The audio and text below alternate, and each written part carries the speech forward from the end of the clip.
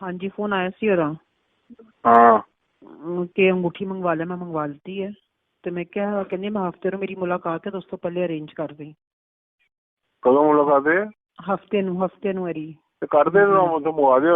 मैं कहता अवैस ਨੂੰ कहता अम्मी ने परसों आ जाएगी। उनके ਉੱਥੇ ਤਿਆਰ ਕਰਕੇ ਤੇ ਮੰਗਵਾ ਲੈਣਾ।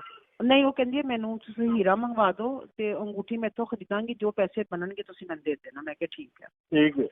अच्छा दूसरी गल है वे कि उन्हें मैंने कहा कि खान साहब का फोन आया वे सुबह ताले टड़े खुल जाएंगे साइड से। मैं जी रिपोर्ट जमा कराई है, खान साहब ने कहा मेरी गारंटी है मैं खत्म करावांगा और लाल अकबर का लेटर भी तुम कल मिल जाएगा, उन्हें मैंने कहा।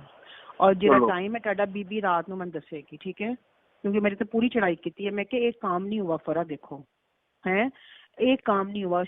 इमरान खान साहब ने भी 4 दिन ले लिए हैं, अभी तक लेटर नहीं आया, ताले भी लगे हैं, रिपोर्ट भी जमा हो गई है। मैं क्या अदालत में तो क्या बनेगा हमारा। मैंने कहा तो कहती तुम पैनिक ना हो। तो फिर मैंने पे फोन आया कि बीबी है कह रही है ठीक है कल तन लेटर लाजमी मिलेगा।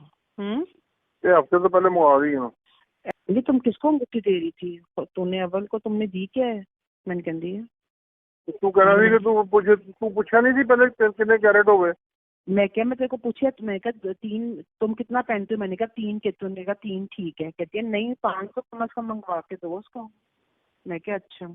तो मैं मंगवाती थी, मैं क्या ना वे भी पी जावे, मैं उन्हें मंगवाती है वापस। तो मैं क्या परसों मिल जाएगी।